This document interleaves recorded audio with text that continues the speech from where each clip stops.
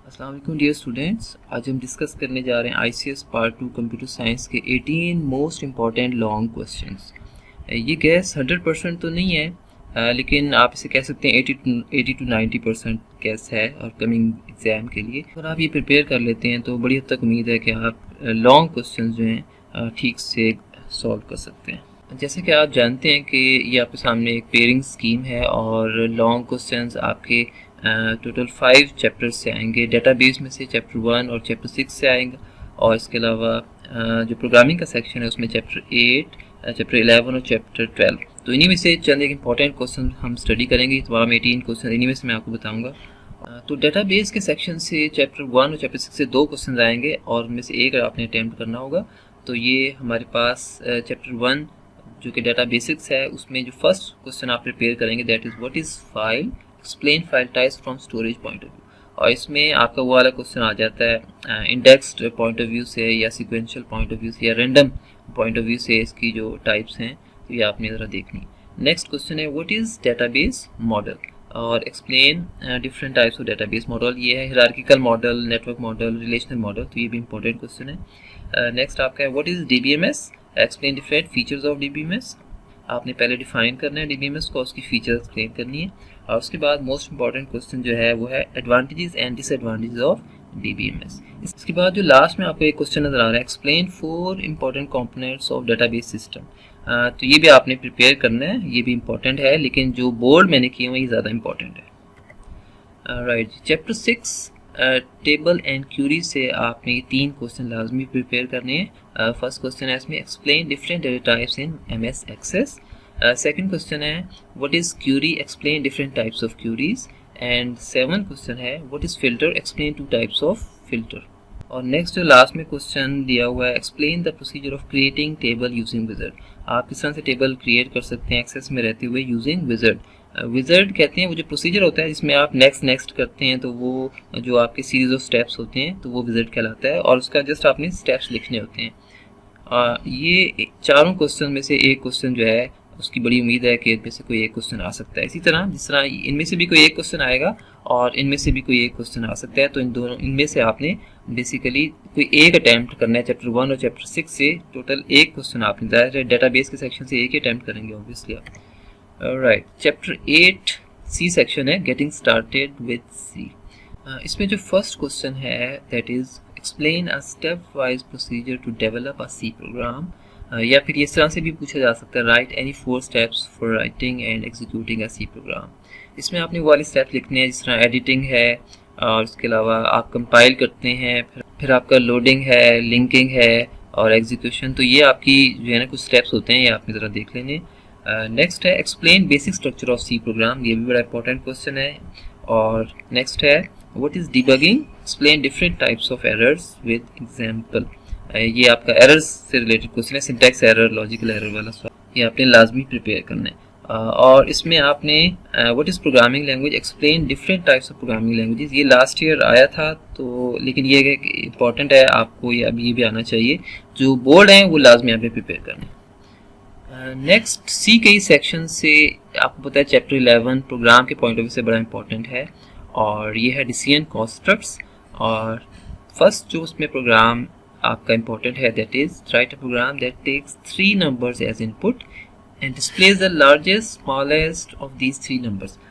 यानी आपका प्रोग्राम जो 3 नंबर्स इनपुट लेगा और उसमें से आपने मैक्सिमम या मिनिमम कोई एक आएगा, मैक्सिमम का आ जाएगा या मिनिमम का आ जाएगा, तो वो आपने फाइंड करना है, ये आपको बुक में मिल जाएगा, ये लाजमी आपने प्रिपेयर करना है। Next write a program that takes a year as input and finds whether the year is leap year or not a leap year.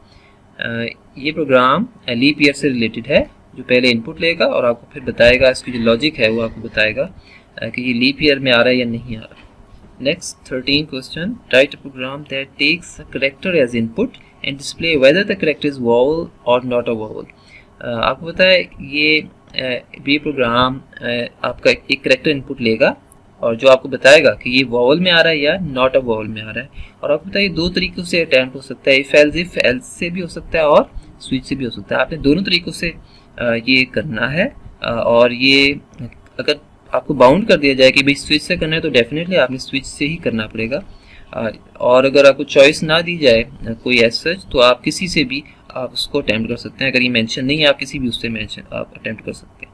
Next इसमें जो मोस्ट इंपॉर्टेंट क्वेश्चन है that is finding out whether a number is even और odd. Even odd से related question जो है ये लाजमी कीजिएगा। तो इन चारों में से बड़ी हद तक उम्मीद है कोई एक क्वेश्चन जो है वो प्रोग्राम का आ सकता है। नेक्स्ट आपका है चैप्टर 12 लूप कॉन्स्ट्रक्ट्स।